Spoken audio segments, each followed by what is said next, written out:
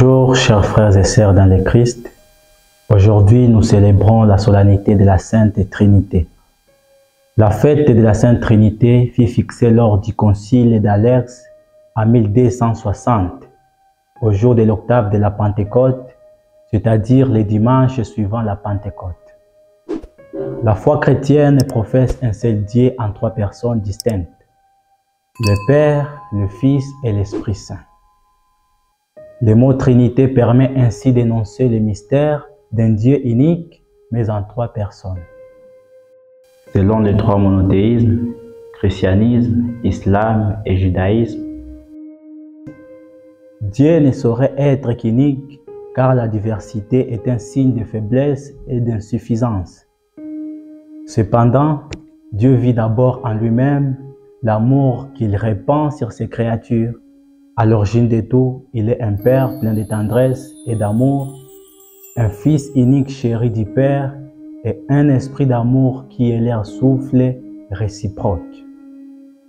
C'est ainsi que le mystère trinitaire devient une source intarissable de l'amour suprême de Dieu, dont l'Esprit est le seul protagoniste. Celui-ci renouvelle la face de la terre et conduit les hommes vers le Père à travers l'Église. Or, l'espérance ne trompe pas, parce que l'amour de Dieu est répandu dans nos cœurs par le Saint-Esprit qui nous a été donné. Romains chapitre 5, verset 5.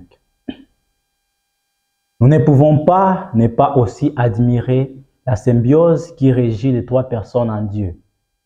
Elles font un tout indissociable car elles sont complémentaires entre elles. Cependant, l'Esprit ne vient pas faire son œuvre, mais plutôt continuer l'œuvre que le Père a donnée au Fils. Ainsi, l'Église qui est le corps du Christ se voit greffée au mystère trinitaire qui le fait entrer dans la communion du Père, du Fils et du Saint-Esprit qui l'a conduit dans sa marche sur la terre. Enfin, ce mystère est la source et la fin de toute vie chrétienne. Il ne cesse d'être rappelé quand les chrétiens se signent au nom du Père et du Fils et du Saint-Esprit. Il est aussi la source de toute unité et de toute communion dans l'Église. Merci pour votre attention et bonne fête à tous.